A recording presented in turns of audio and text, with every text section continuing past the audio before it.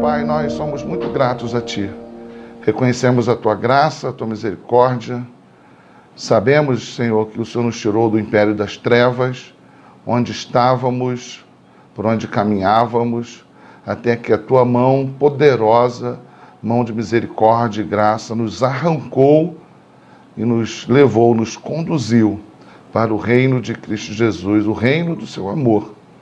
Sabemos que não foi pelos nossos méritos, porque não temos mérito algum, não tínhamos e não temos, mas foram pelos méritos de Cristo Jesus, o Cordeiro de Deus, que se entregou na cruz do Calvário, para que nós, nele, pudéssemos ser aceitos diante do Pai.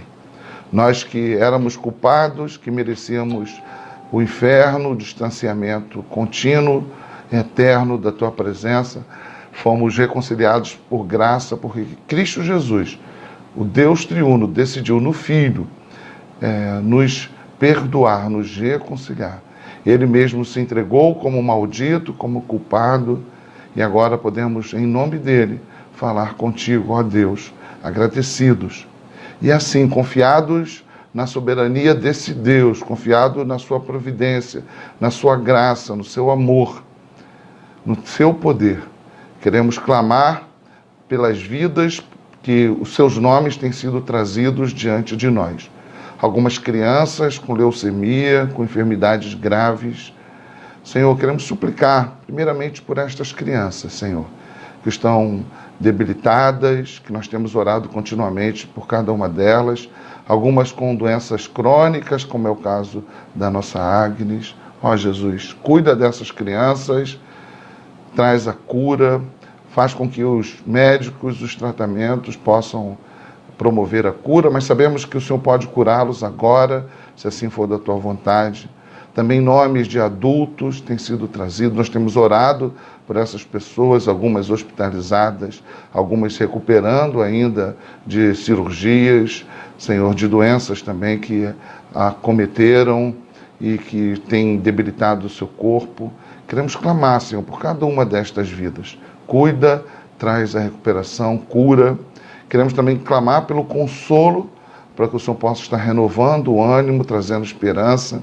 E também, Senhor, a conversão diante daqueles que ainda não Te conhecem. Que em meio à crise, à dor, à dificuldade, essas pessoas possam lembrar que existe um Deus misericordioso, cheio de graça, que se revelou ao mundo pelo Filho Jesus Cristo. Tem misericórdia destas vidas, tem misericórdia também dos parentes, porque sabemos que a família, de modo geral, adoece, fica cansada quando há tratamentos longos. Que o Senhor cuide também, Senhor, desses familiares, que eles não percam a esperança, que eles continuem servindo aquele que tanto está carecendo no meio da família. E assim, Senhor, também queremos incluir. Vivemos um tempo de uma crise internacional, de uma pandemia, e não sabemos ainda ao certo detalhes dessa doença, nem com precisão quantos já foram acometidos, alcançados por este vírus, mas sabemos que Tu és soberano, Tu és um Deus benigno e que em meio à crise o Senhor continua cuidando da humanidade. Então queremos clamar ao Senhor pelas vidas dos idosos, das crianças, os adultos. Tem misericórdia, guarda, protege, restabelece a saúde. E nos faz entender, Senhor, também que há um propósito sobre todas as coisas, embora isso seja amargo, que isso não nos constranja, revela também a nossa fragilidade, a nossa dependência de Ti, e queremos clamar ao Senhor, que o Senhor haja diante dos povos com misericórdia e com graça. Pedimos ainda que o Senhor perdoe os nossos pecados, alcança aqueles irmãos que estão fragilizados na fé, que estão fracos, estão cambaleantes, que o Senhor os renove e traga a eles o avivamento que eles tanto precisam. E assim, Senhor, nos ajuda, porque estamos com a Tua palavra aberta, vamos iniciar agora um período de estudo do livro de Juízes, a Tua palavra, inspirada, perfeita, eterna, que o Senhor decidiu comunicar a nós, comunicar ao povo de Israel, a toda a humanidade.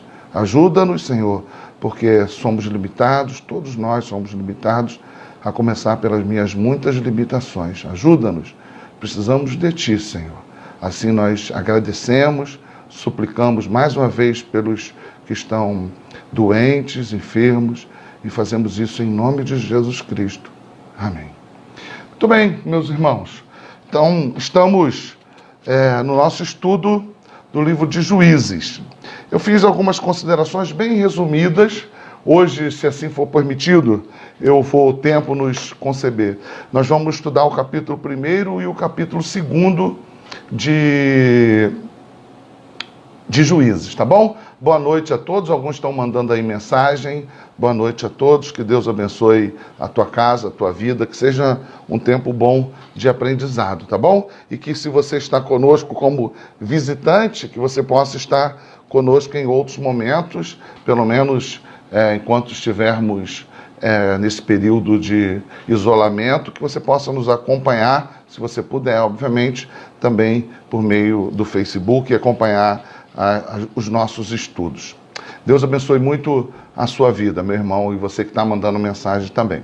Primeira coisa que eu quero observar junto com você, acerca do autor e da data da autoria do livro de Juízes. De modo geral, é consensual que o autor não é identificado, é um autor desconhecido.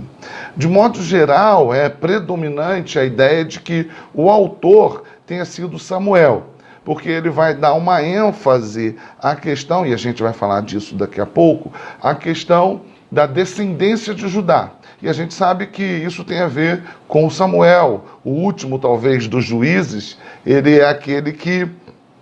Porque eu falei o último dos juízes, né? Porque é assim que muitas vezes alguns interpretam o papel de Samuel, que ele exerceu também um papel como juiz. Bom, de modo geral, no relato do livro de Juízes, o último é Sansão, mas alguns consideram que, assim como João Batista estava num processo ali de mediação entre alguns momentos históricos, alguns vão acreditar também que Samuel ele vai cumprir esse papel, tanto sacerdotal como profético, como também aquele que representa o último juiz. Há uma divergência a respeito disso, mas é também uma percepção onde muitos consideram, tá bom? Bom, e por que isso? Porque, obviamente, ele vai dar uma ênfase à questão da relevância de Judá. E nós sabemos que há uma promessa que seria dada à coroa de Davi, ao trono de Davi, um caráter perpétuo. Por isso Jesus é também chamado aquele que veio da raiz de Davi, porque havia uma profecia, um falar de Deus, que o trono, o reino eterno, seria dado à descendência de Davi.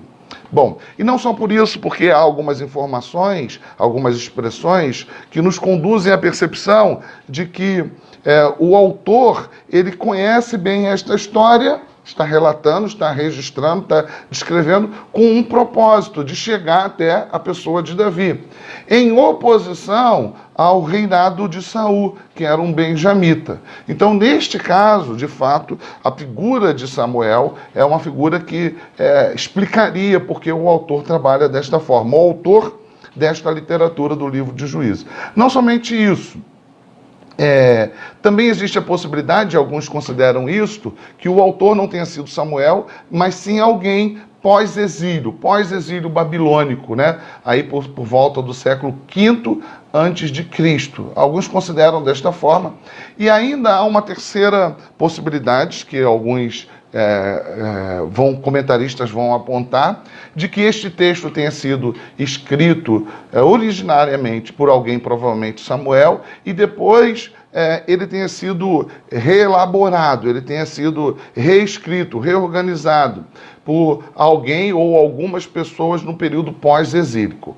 Bom, de modo geral, a ideia é de que foi Samuel, mas temos ainda essas duas possibilidades. Como o autor é desconhecido, não nos cabe, não convém, de modo geral, a gente marcar, a gente cravar que o autor foi Samuel. A minha impressão, a minha ideia, se você me quer saber qual é a minha ideia é de que o autor foi Samuel. E eu, olhando para o texto, eu percebo que é alguém que quer dar ênfase a essa questão da oposição da diferença, da distância entre a promessa dada à tribo de Judá e a figura de Saul, que representa a tribo de Benjamim.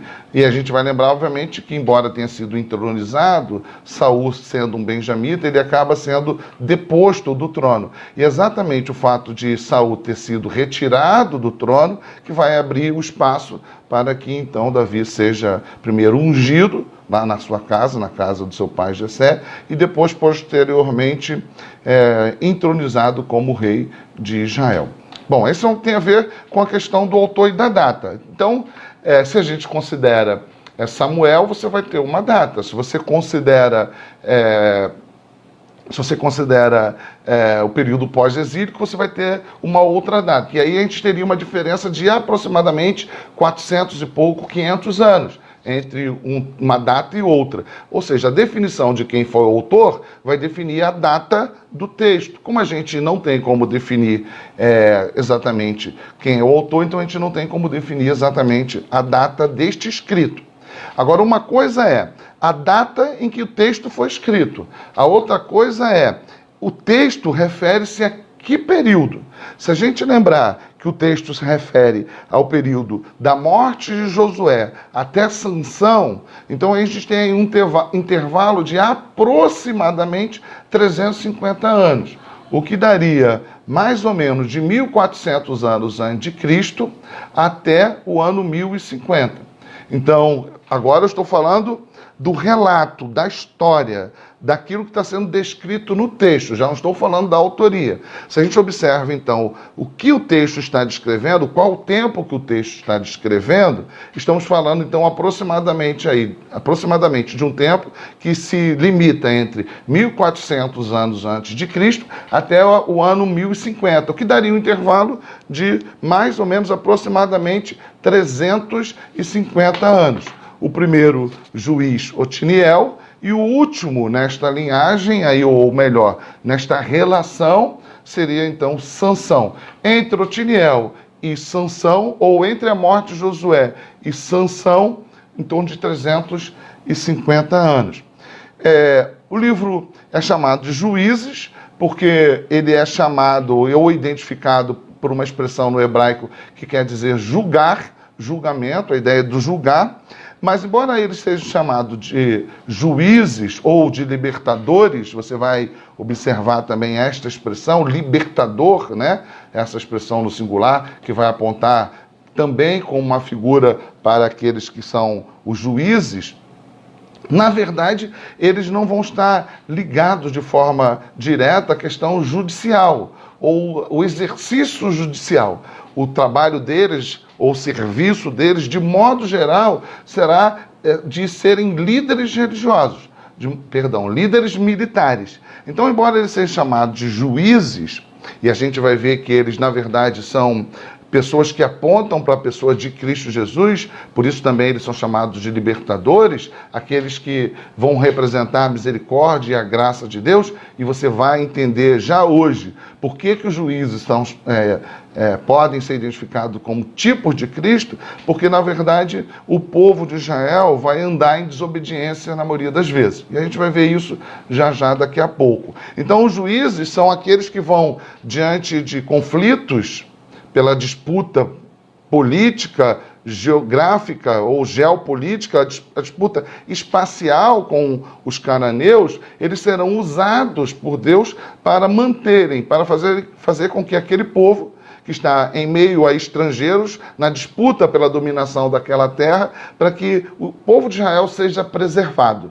Para que o povo de Israel seja preservado mesmo sendo desobediente, porque Deus tinha um propósito de tudo isso convergir na pessoa de Cristo Jesus. E para que isso fosse convergido na pessoa de Cristo Jesus, havia necessidade de que a nação de Israel sobrevivesse. Então os juízes, eles são símbolos, são emblemas dessa preservação de Deus em meio a esse tempo de aproximadamente 350 anos. Se eu digo a vocês que, de modo geral, eles não estavam envolvidos com a questão judicial, a gente pode ver que a exceção é a própria Débora, que também, sendo apontada como uma liderança, de forma mais explícita, vai ser alguém que, no texto, o principal exercício exercício deles era de liderança militar. Falamos que o intervalo de tempo foi aproximadamente entre 1400 a 1050, dando esse intervalo de tempo de 350 anos aproximadamente. Agora eu quero apontar para você os temas que, de modo geral, estão presentes no livro de Juízes. O livro de Juízes trata basicamente de 4 temas, que eles vão, de alguma forma, se repetir no decorrer do texto. Já de antemão, eu posso dizer para você que, entendendo o capítulo 2 do livro de Juízes, você já vai poder observar a temática que vai estar presente em todo o livro. A gente poderia até dizer assim, que o capítulo 1 e 2, sendo eles também introdutórios, sendo eles também o capítulo que vai apresentar o livro, de modo geral, sobretudo o capítulo 2, ele é um resumo de tudo quanto vai ser desenvolvido no decorrer do livro. Então, o capítulo 1 é uma apresentação, você vê no capítulo 2, já no capítulo 1, a ênfase em alguns acontecimentos, e o capítulo 2, ele faz um resumão, apresenta a temática que vai ser desenvolvida no decorrer de todo o livro de Juízes. E quais são os temas que vão estar perpassando o livro?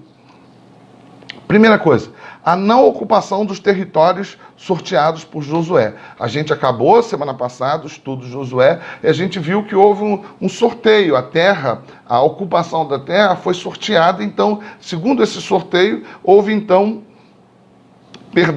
a definição da ocupação daquela terra. No entanto, o que a gente vai ver é que, de modo geral, e talvez Judá seja a exceção nesse processo, de modo geral, essa terra não vai ser ocupada. Ou seja, aqueles cananeus que habitam na terra, eles não serão dominados, eles não serão vencidos. E aí vai acontecer aquilo que Josué de antemão apontou, e antes de Josué, o próprio Moisés. Vai haver uma infidelidade. O povo vai se associar ao povo local, ao povo natural da terra, e vai promover casamentos com incrédulos, vai promover associação cultural, e junto com isso vai haver um processo de afastamento de Deus e de idolatria. E isso vai gerar, obviamente, uma fragilidade daquele povo diante daqueles povos que eram originários da terra. E a gente vai lembrar que Josué vai, na sua despedida, no capítulo 24, ele vai dizer, isso vai acontecer. Vocês serão idólatras, vocês se afastarão da presença de Deus. E isso vai fazer com que vocês, não deitando os ídolos, ou seja, não se afastando dos ídolos, vocês mesmos promovam laços para as suas vidas. O laço, ou seja, dificuldades, vocês vão promover obstáculos, vocês vão promover a sua própria queda, né? Tudo isso, obviamente, conduzido pela boa mão de Deus.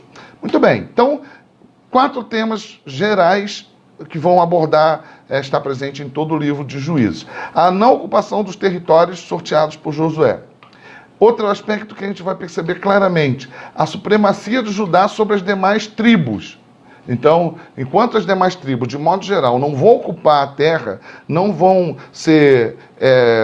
suplantar os cananeus no conflito, e isso vai ser quase que uma exceção com Judá, a gente vai ver que as demais tribos não vão ter a mesma realidade.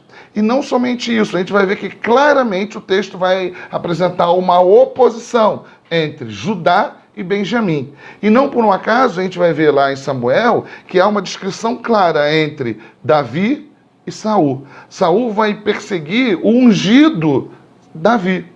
Saul, que foi destronado, que foi avisado que não continuaria no trono, nem ele, nem a sua descendência, ele vai ver Davi, que foi escolhido por Samuel, como aquele que era o seu inimigo, Davi da tribo de Judá.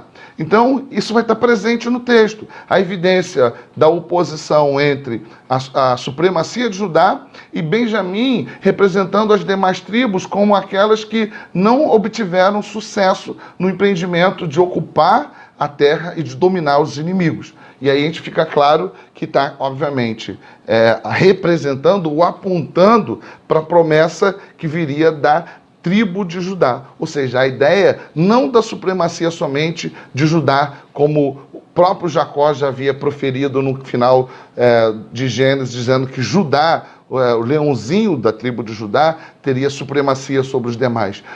Jacó, antes de morrer, ele fala isso com José, né? E obviamente que tudo isso aponta e culmina para a pessoa de Cristo Jesus. Cristo Jesus é a revelação máxima de Deus por meio de Israel. E as nações do mundo serão abençoadas, e não só Israel, serão abençoadas pela presença do Cristo de Deus, que veio da tribo de Judá. Por isso, o leão da tribo de Judá é uma identificação também para a pessoa de Jesus Cristo. Uma outra coisa que você vai ver presente é que o livro de Juízes, ele apresenta a desobediência e idolatria do povo. Isso de forma clara. Por isso o capítulo 2 do livro de Juízes é um emblema para todo o livro, porque ele vai apresentar, de modo geral, tudo isso que a gente está falando, o capítulo 1 e o capítulo 2, mas mais especificamente o capítulo 2. E essa desobediência, ela vai ser revelada na idolatria do povo. Aquilo que Josué ordena que aconteça, deitem os ídolos, ou seja, se afastem dos ídolos, não se distanciem de Deus, e o povo vai confessar com a boca, ou seja, eles vão dizer, não, nós serviremos ao nosso Deus. Na verdade, na prática, isso não vai acontecer. Eles prometem, eles falam, eles dizem, eles confirmam a aliança, eles renovam a aliança diante de Josué, diante de Deus, mas na prática não é isso que vai acontecer. Mais adiante eles vão chorar, eles vão se emocionar, e não vão se afastar do pecado. E aí, já fazendo algumas aplicações, você pode ver que essa é a realidade, muitas vezes, de muitas pessoas que se emocionam, que prometem, que choram, mas não muda. Continuam vivendo da mesma forma. Não revelam, de fato, um arrependimento, porque não há uma confissão de pecado, não há um afastamento do seu pecado, não há uma confissão, um abandono de uma vida de idolatria. Continuam da mesma forma. Então, esse é bem um emblema de como, muitas vezes, nós nos comportamos. Não é algo específico, limitado, que deve ser visto somente como uma realidade de Israel. E essa desobediência, essa idolatria, vai estar presente em duas expressões que vão ser repetidas muitas vezes no livro de Juízes. As duas expressões são: os filhos de Israel faziam o que era mal perante o Senhor. Você vai identificar isso várias vezes no livro de Juízes. Os filhos de Israel faziam o que era mal perante o Senhor. Os filhos de Israel faziam o que era mal perante o Senhor. E a outra expressão, que inclusive é a expressão que termina o livro, é: cada qual fazia o que achava mais reto. Em algumas traduções, agiam segundo o seu próprio coração. Então, eu queria que você abrisse lá, por favor, no final, no último versículo do livro de Juízes. Você abrisse lá, por favor, no capítulo 21, no último versículo, o versículo 25. Vou dar um tempinho para você abrir lá, no capítulo 21, e no versículo 25. A expressão vai estar contida aqui. Naqueles dias não havia rei em Israel, e cada um fazia o que achava mais reto.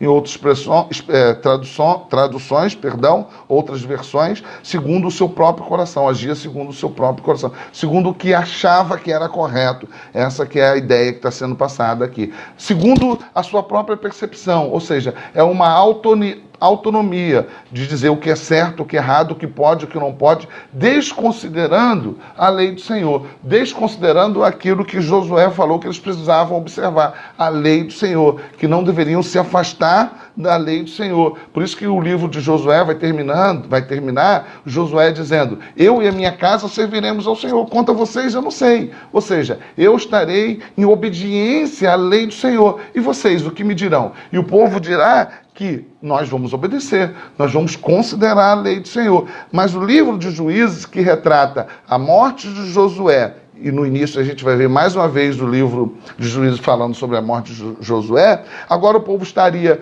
na condição de conduzirem esta ocupação. E o que vai se dar? Embora eles tenham prometido que seguiriam a lei, cada um agia segundo queria. Ou seja, eles consideravam a sua própria vontade. A ideia do certo e errado é segundo o meu coração. Eu acho que é bom para mim, eu acho que assim está certo, e aí eu faço desta forma. Infelizmente, muitas vezes é assim que fazemos. E as consequências nunca são boas. O pecado nunca nos traz nada que seja bom. Deus é misericordioso, Deus é gracioso, mas o pecado sempre nos traz consequências perversas e que, de fato, não agradam a Deus, né? Mas é disso que o texto vai tratar. E o último aspecto, então vamos recapitular os 3 primeiros. O primeiro ele vai falar da não ocupação do território sorteado por Josué.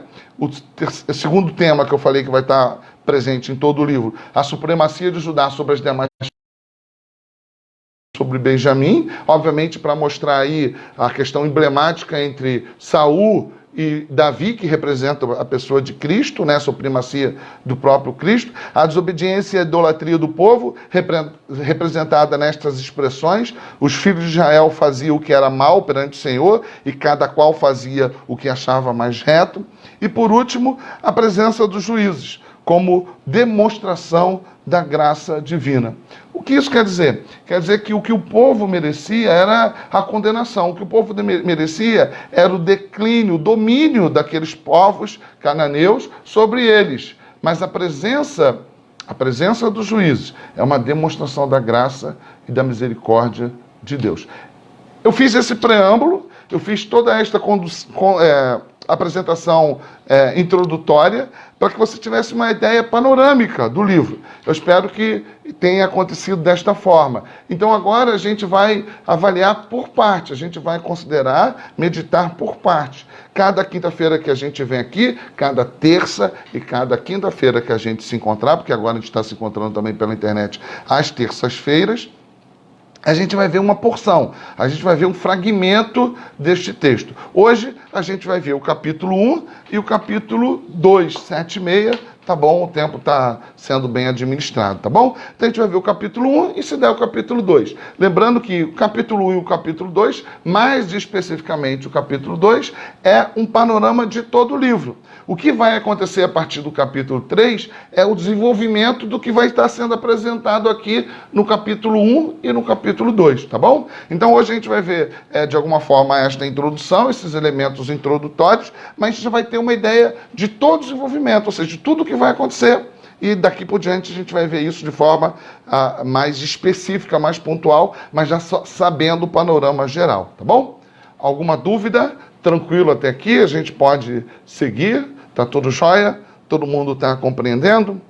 Bom, vamos fazer a leitura. Você quer dar alguma resposta aí? Fica à vontade enquanto eu bebo a minha água, tá? Eu quero mostrar que isso daqui é um presente ao pastor com carinho, Guilherme e Hélida, do casamento da Hélida e do Gui. Pastor Hilton, obrigado por abençoar a nossa união, lembrança de casamento. Então, Hélida, Gui, obrigado aí pela lembrança de vocês. Tá usando. Amo caneca, amo usar caneca, uso para tudo e amo ganhar caneca, viu? Então vamos para o texto. Aí você abre a sua Bíblia, você pega a sua Bíblia e vamos para o texto. A gente vai seguir a divisão que a minha Bíblia, né? A maioria das Bíblias propõe. A gente vai observando alguns aspectos, algumas frações que vão estar sendo apresentadas no capítulo 1, no capítulo 2, e a gente vai parando nesses perícopes, ou seja, nesses parágrafos, tá bom? Que o próprio texto vai nos permitindo observar. Perceba no capítulo 1 e no capítulo 2 que em 2 vezes a narrativa da morte de Josué vai ser comentada. Então, no capítulo 2, eu acho que de forma mais específica ainda, ele vai falar acerca da morte de Josué de forma mais específica, quase que uma retrospectiva daquilo que já foi falado no capítulo final do livro de Josué, tá bom? Mas é assim mesmo, uma retomada. Depois, versículo 1 do capítulo 1. Depois da morte de Josué, os filhos de Israel consultaram o Senhor, dizendo: quem dentre nós primeiro subirá aos cananeus para pelejar contra eles? Vamos lembrar e entender o contexto desta pergunta. O povo tinha em Josué a figura do líder, do representante, do mediador. Agora Josué já velho, o texto vai dizer isso no final de Josué, né? Capítulo 22, 23, 24, conclusivos, falando acerca da fidelidade do livro de Josué. Conclusivos, fala que Josué faz as considerações finais, no capítulo 23 e 24, exortações muito firmes acerca da fidelidade. E então Josué morre. E agora há um processo de sucessão. É isso que eles querem dizer. E agora? Nós tínhamos diante de nós um líder. E agora, quem estará diante de nós? A gente vai ver que as tribos, a gente vai ver nesta narrativa, as tribos elas vão agir meio que de forma autônoma, independente, até que os juízes são apresentados e eles vão ter caráter mais representativo. Isso vai se dar no decorrer de todo o processo do livro de Juízes, tá bom? Mas já no capítulo inicial vai demonstrar, apresentar ações mais limitadas às tribos, ou seja, cada tribo levantou para si a sua liderança, tá? Então, depois da morte de Josué, os filhos de Israel consultaram o Senhor, dizendo: quem dentre nós primeiro subirá aos cananeus para pelejar contra eles? Vários povos cananeus, né? Respondeu o Senhor: Judá subirá, eis que nas suas mãos entregarei a terra. Perceba que o primeiro nome citado, a primeira tribo citada é de Judá. E eu já quero de antemão dizer para vocês que ela alcançará, ela será bem sucedida, ela alcançará o seu propósito, ela vai dominar estes povos, ela vai ocupar o território. Tá bom? Então quero que você já esteja atento a isto. E como isso logo em seguida, em determinado momento, vai estar em contradição à negativa, à incapacidade de Benjamim de fazer a mesma coisa. Ou seja, da tribo dos benjamitas de fazer a mesma coisa. Perceba como o texto quer apresentar exatamente isso, né? Respondeu o Senhor: Judá subirá. Eis que nas suas mãos entregarei a terra. Disse, pois, Judá a Simeão, seu irmão: sobe comigo, a herança que me caiu por sorte, e pelejemos contra os cananeus. E também eu subirei contigo, a tua, que te caiu por sorte. E aí a gente vai ver que onde Judá está, haverá sucesso na empreitada de ocupação do território. E também eu subirei contigo a tua que te caiu por sorte. E Simeão partiu com ele. Subiu Judá, e o Senhor lhe entregou nas mãos os cananeus e os ferezeus, e feriram deles em Bezeque 10.000 homens. Lembra como aconteceu com Josué? No final, Deus fala para o povo por meio de Josué: olha para trás, perceba. Olha para trás, perceba que não foram vocês que venceram estes povos até aqui. Fui eu que agi, não foi a sua espada, não foi a sua lança. Agora, aquilo que foi vivido com a nação de Israel, pela liderança de Josué, agora vai ter um caráter mais específico. Isso vai ser vivido e experimentado pela tribo de Judá e aqueles que estão associados a Judá. Por que tudo isso? Porque isso aponta para a figura de Cristo Jesus. É por meio de Judá, ou melhor, é por meio de Cristo que nós alcançamos a vitória. A vitória aqui entre os povos, a ocupação da terra, é apenas um símbolo, ou melhor, é apenas uma analogia para aquilo que Cristo Jesus vai alcançar em nosso favor na cruz do Calvário. Aquilo que Cristo vai alcançar, conquistar para nós na cruz do Calvário, não dominando algum povo, não ocupando determinado território, mas entregando a sua própria vida, recebendo de Deus Pai a ira santa, para que nós então pudéssemos ser perdoados. Então tudo isso, irmãos, está convergindo, por isso que a cruz é o ponto de esquina histórica, tudo isso está convergindo para o Calvário, para a pessoa de Cristo Jesus. E por isso aqui Deus está dizendo, é por meio de Judá, é por meio de Judá, é por meio de Judá que vem a vitória. Obviamente que isso fala do Evangelho, isso fala da graça, da misericórdia, daquilo que Deus nos permitiu em Cristo Jesus. Subiu Judá e o Senhor lhe entregou nas mãos os cananeus, os fariseus, e feriram deles em Bezeque 10.000 homens. Versículo 5. Em Bezeque encontraram Adoni-Bezeque e pelejaram contra ele, e feriram os cananeus e os fariseus Adoni-Bezeque, porém, fugiu, mas o perseguiram e, prendendo-o, lhe cortaram os polegares das mãos e dos pés. E esse era um líder, um rei, que ele tinha hábito de fazer isso com seus inimigos, né? E aí isso vai ser feito com ele. Observemos o texto. Então disse Adoni-Bezeque: 70 reis, a quem haviam sido cortados os polegares das mãos e dos pés, apanhavam migalhas debaixo de minha mesa.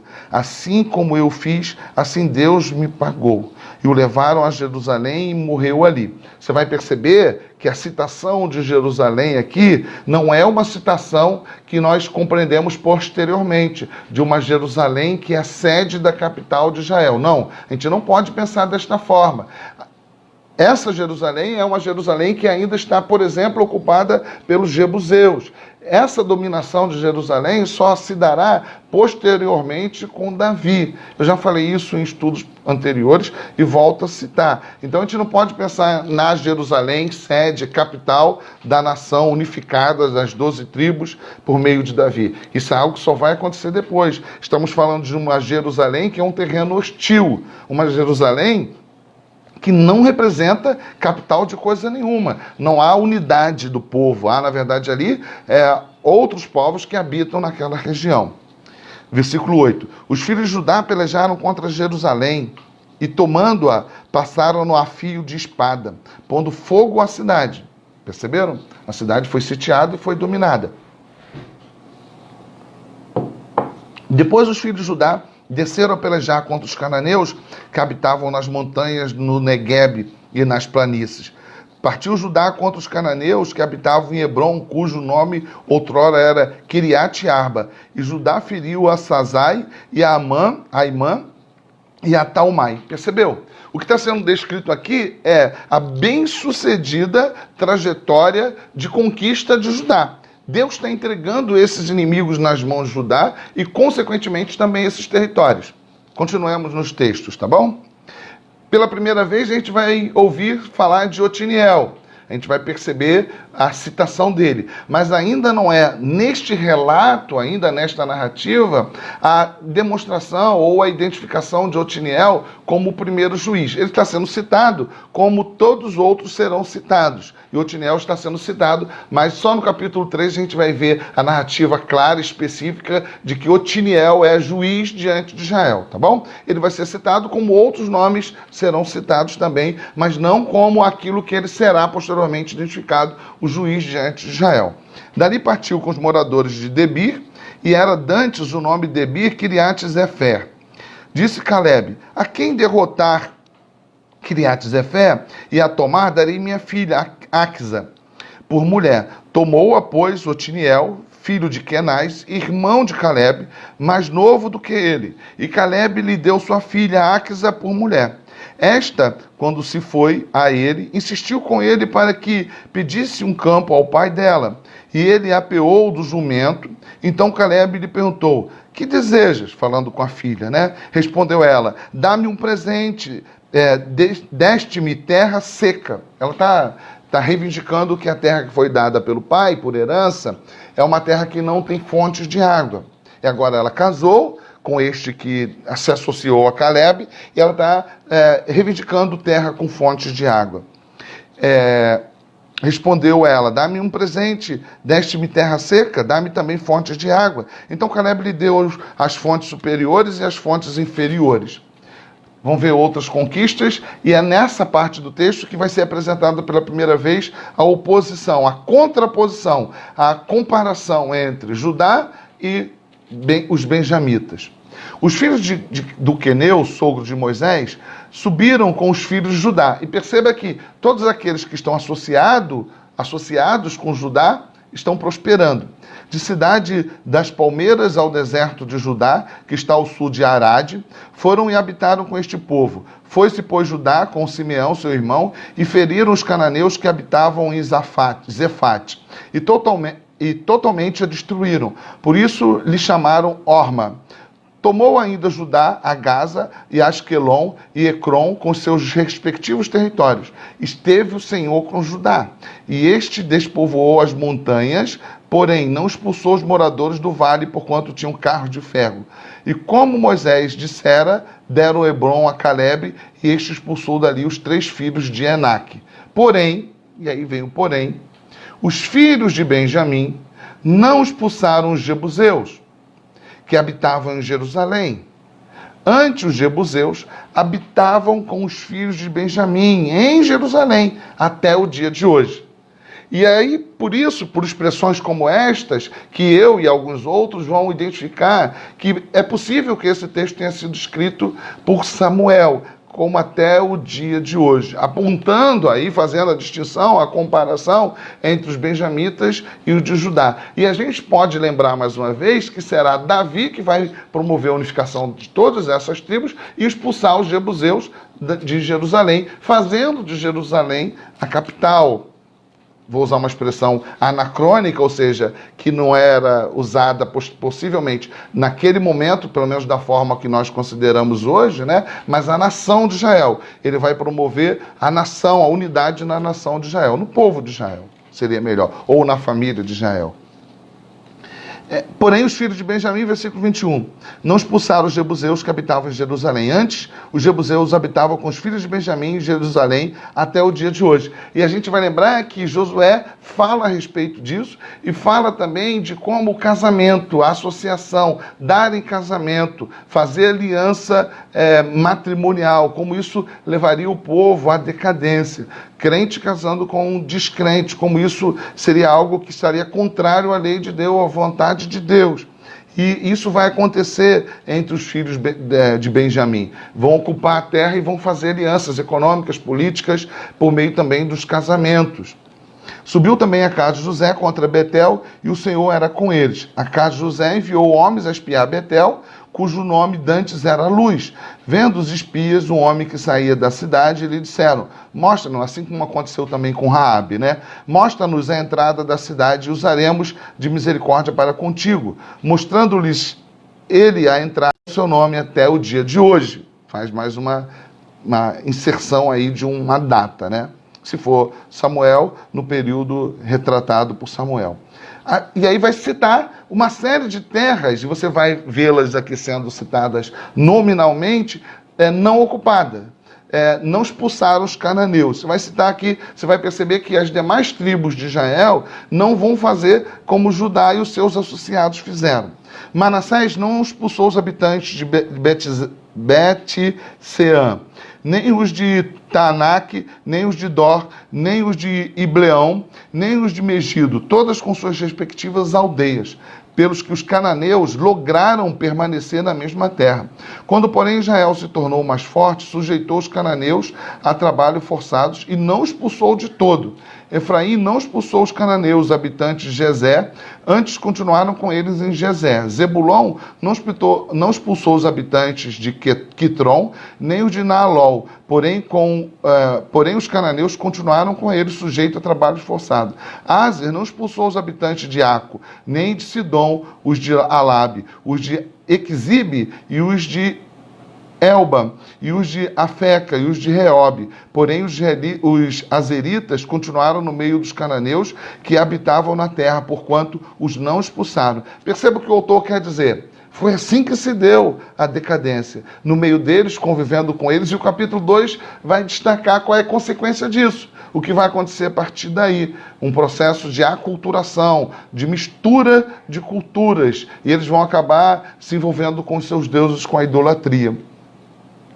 31. Aser não expulsou os habitantes de Aco, nem o de Sidom, e nem o de Alabe, os de Iquizibe e os de Elba, e os de Afeca e os de Reobe. Porém, os azeritas continuaram no meio dos cananeus que habitavam na terra, porquanto os não expulsaram. Naftali não expulsou os habitantes de Bet-Semes, nem os de Bet-Anat, mas continuou no meio dos cananeus que habitavam na terra. Porém, os de Bet-Semes e de Bet-Anat lhes foram sujeitos a trabalhos forçados. Os amorreus arredaram os filhos de Dan até as montanhas e não os deixaram descer ao vale. Porém, os amorreus lograram habitar nas montanhas de Eres e o de Aijalon e os Salabim e em Salabim, perdão. Contudo, na mão da casa de José prevaleceu e foram sujeitos a trabalhos forçados. O limite dos amorreus foi desde a subida de Acrabim e desde Selá para cima. O que o texto quer nos mostrar, nós que não conhecemos, né, esta geografia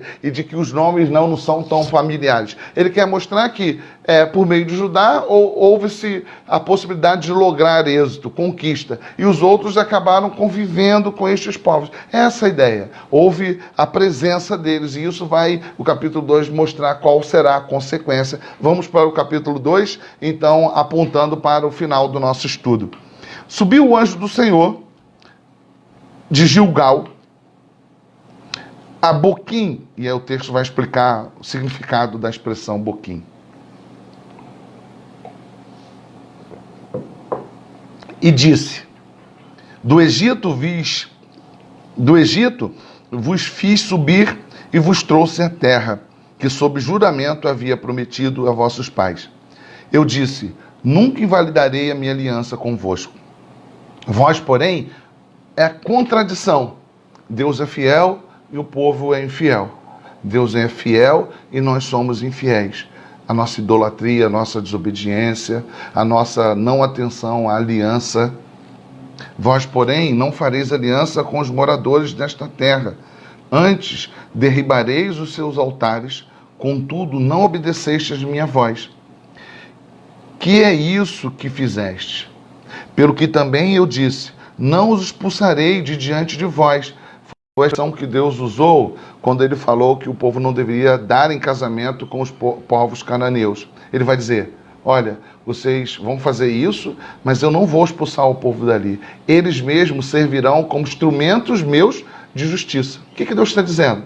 Olha, sabe estes povos que vocês não deveriam se associar, não deveriam se dar em casamento, esses povos que vocês vão permanecer junto com eles e que vão levar vocês à idolatria, eu não vou tirar eles do meio de vocês. Essa será a minha forma de justiça. É assim que eu vou revelar a minha justiça no meio de vocês. Vocês passarão dificuldades. Algumas vezes até mesmo vocês serão subjugados. E assim eu vou apresentar a vocês o meu juízo. Ou seja, a não preservação da aliança, a não observância da lei de Deus levou o povo à associação que eles não deveriam. A presença dos estrangeiros. E Deus vai dizer: é isso? Então eu vou usar este povo como instrumento meu. Ao invés de eu tirar esse povo, eu vou permanecer com ele. E eles serão o meu instrumento para que vocês venham a aprender. Desta forma eu vou revelar a minha justiça. Percebe? Então, estes cananeus, que muitas vezes subjugaram o povo de Israel, eles revelam, eles são apresentados como a justiça de Deus. Por outro lado, os juízes são apresentados como a graça de Deus.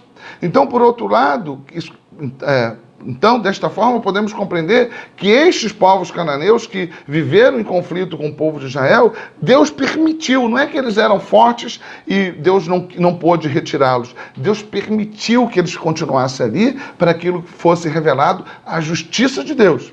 E é assim que Deus faz conosco.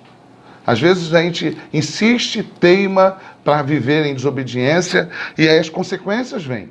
E Deus não tira as consequências, Ele permite que aquilo permaneça, que a gente sofra em meio àquela realidade. Mas aquilo não é o acaso nem o diabo. Aquilo é Deus agindo para nos mostrar, para nos ferir, para nos disciplinar. Mas Deus é um Deus de misericórdia, que Ele usa da história, Ele usa a nossa desobediência, Ele usa o mal que nós produzimos e torna em bem. A presença dos juízes é a revelação dessa graça. Mas não queiramos nós, queremos eu e você, experimentar a disciplina de Deus. É coisa triste, a Bíblia mostra isso, né? Terrível cair na mão desse Deus. Ou seja, por que precisamos viver em desobediência? Por que precisamos desconsiderar a lei do Senhor? Quando a gente faz isso, a gente deixa de adorar, de cultuar a este Deus, que o Senhor nos livre, que Ele nos traga este temor. A palavra é essa, que Deus nos traga temor e temendo a Deus que a gente possa andar em retidão, suplicando a Ele para que Ele nos faça andar em retidão. Porque eu não quero obedecer à lei. Não quero obedecer à palavra do Senhor. E lembremos-nos que aquilo que o povo de Israel está fazendo é quebrar o primeiro mandamento. Eles deveriam adorar somente este Deus. E quebrando o primeiro mandamento, todos os demais mandamentos estão sendo quebrados. Porque a nossa vida deve ser para o louvor da glória de Deus. Então Deus vai dizer para eles: versículo 3 do capítulo 2, pelo que também eu disse, não os expulsarei de diante de vós. Ou seja, esse será o meio pelo qual eu vou usar a minha justiça, o meu juízo diante de vocês.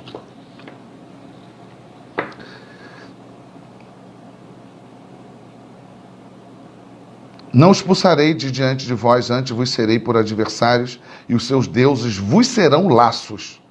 Sucedeu que, falando o anjo do Senhor estas palavras a todos os filhos de Israel, levantou o povo a sua voz e chorou. Chorou, mas não mudaram. Assim também como disseram para Josué, não, nós seremos tementes a Deus e a sua palavra. Chorou, mas não mudou. Daí chamaram esse lugar Boquim, por isso o nome Boquim, e sacrificaram ali ao Senhor. Do versículo 6 em diante, a gente vai perceber a morte de Josué sendo repetida.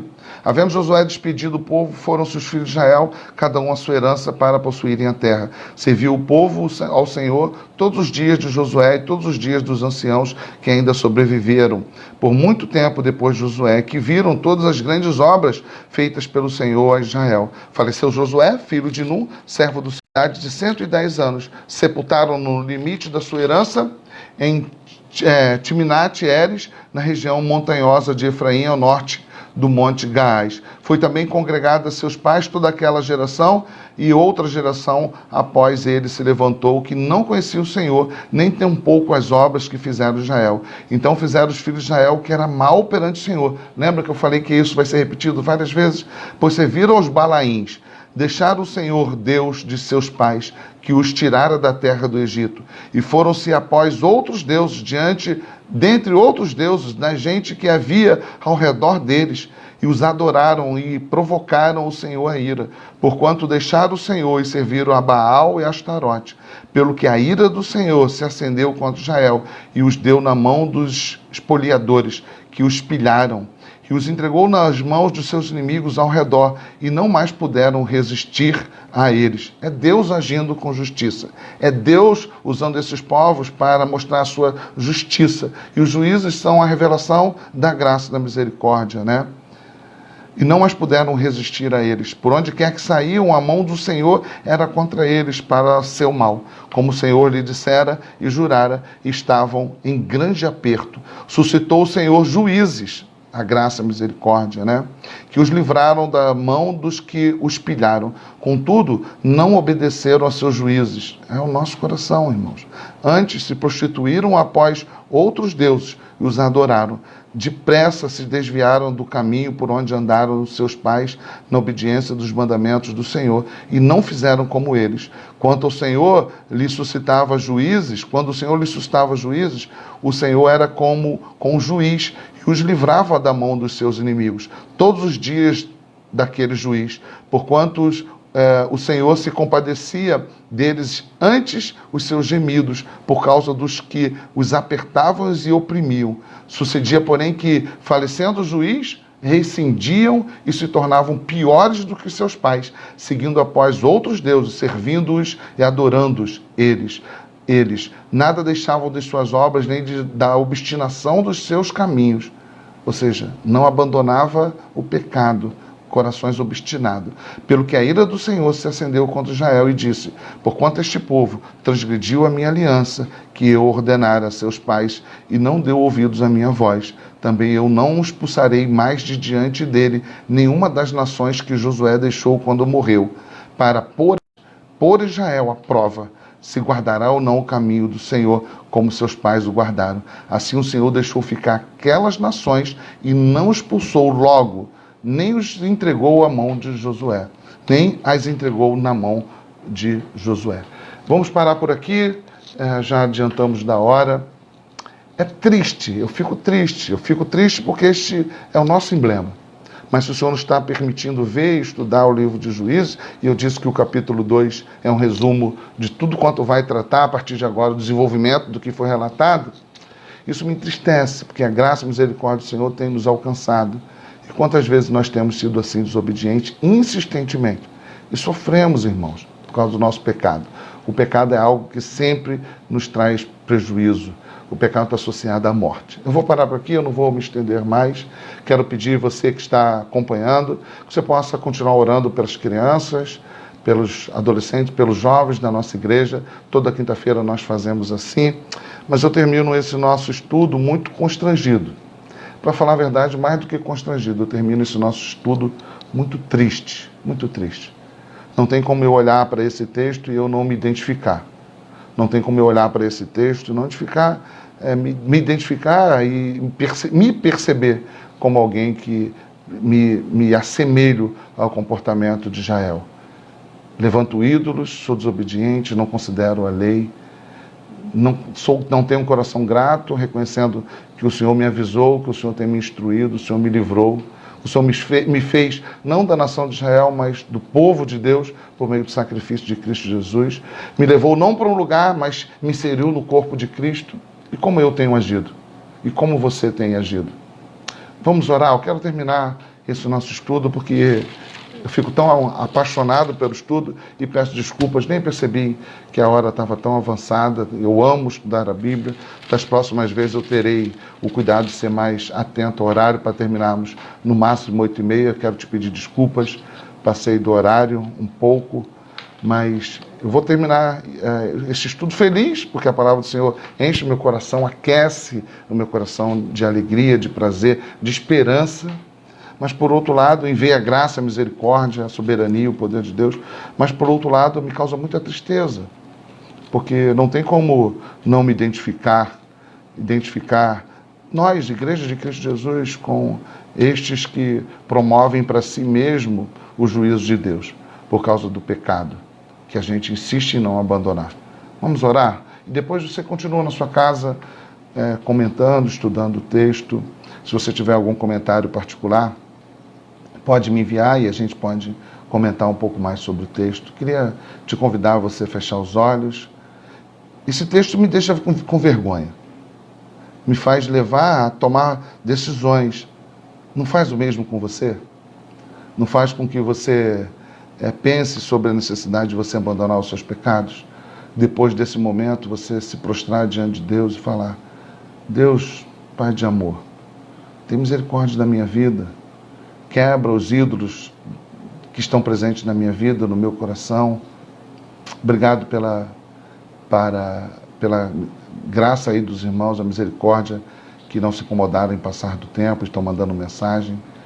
Mas vamos orar, fecha seus olhos. E não é só para a gente entender a literatura, é para que esse texto, que é vivo, que foi escrito por mãos humanas, mas inspirado pelo Espírito Santo, é para ele nos trazendo a verdade, nos constranger.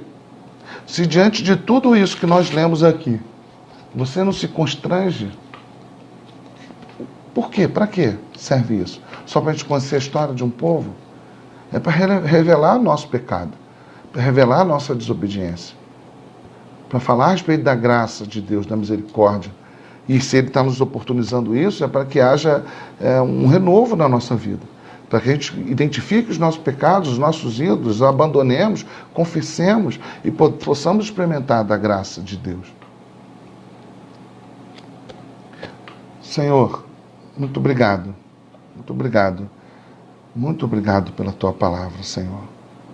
Obrigado porque, ao reconhecermos e vermos como o Senhor escolheu Judá, como o Senhor abençoou Judá, fica claro e evidente que não foi um povo escolhido porque havia mérito em Israel, assim como não havia mérito em Judá. O Senhor estava comunicando ao mundo que o Messias estava por vir, que a vitória só poderia ser alcançada por meio do seu Filho, o Verbo que encarnou, Jesus Cristo, aquele que é o leão da tribo de Judá, de verdade, o leão da tribo de Judá. Aquele que tem sobre si todo o poder, toda a majestade, toda a glória, toda a honra. O descendente de Davi. Aquele que sempre governou todas as coisas e que estabeleceu o seu reino, vindo ao mundo como homem e se fazendo maldito, escarnecido, zombado, crucificado, porque se deixou sofrer, se conduziu a si mesmo à morte.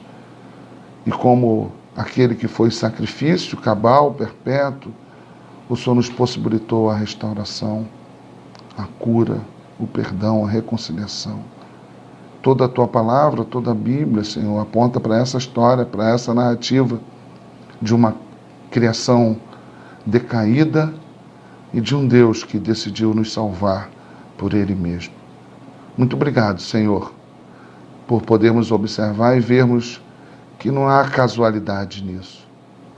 Somos identificados com os benjamitas, derrotados, perdidos, vivendo subjugados, e por meio de Judá, não da tribo, de Cristo, nós que já estávamos perdidos, fomos alcançados, inseridos na pessoa de Cristo, feitos irmãos de Cristo, filhos do Pai. Obrigado, Senhor, por essa notícia, por essa informação, por essa ação miraculosa, resgatadora, regeneradora.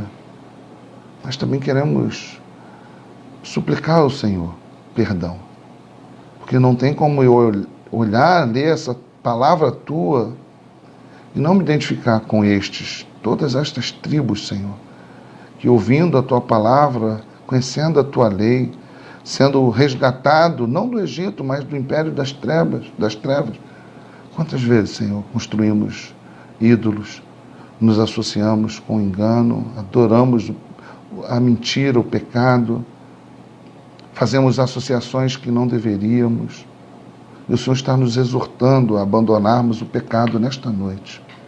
E eu quero suplicar ao Senhor que esta noite possa ser uma noite de renovo, Senhor, de confissão de pecados, que o Teu povo possa ser exortado pela Tua palavra. Eu não tenho poder para isso, Senhor.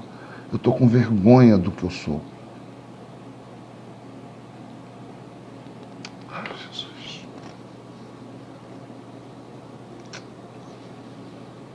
Eu tenho vergonha, Senhor, do que eu sou. Eu falo o que não deveria falar, eu faço o que não deveria fazer, eu penso no que deveria pensar. Tem misericórdia das nossas vidas, Senhor. Quebra os ídolos da nossa existência, da nossa vida. Que o Senhor possa ser, de fato, Deus em nós. Muda, Senhor, transforma. Aviva o Teu povo. Eu amo meus irmãos. Também me entristeço com os seus pecados. Entristeço com os meus pecados. Entristeço com os pecados dos meus irmãos. Ajuda-nos, Senhor, para que sejamos forjados à imagem do nosso Redentor. Ajuda-nos, perdoa os nossos pecados, e que o Senhor nos possibilite uma noite na Tua presença, que haja reconciliação de verdade, que o Senhor nos abençoe. Ajuda-nos no decorrer desses estudos de quinta-feira, e que o Seu nome seja exaltado em nossa santificação, que sejamos purificados pela Tua palavra. Sei que nenhum de nós tem capacidade de fazer isso, mas Teu Santo Espírito é capaz. Haja em nosso meio, em nosso favor. É o que suplicamos em nome de Jesus Cristo. Amém.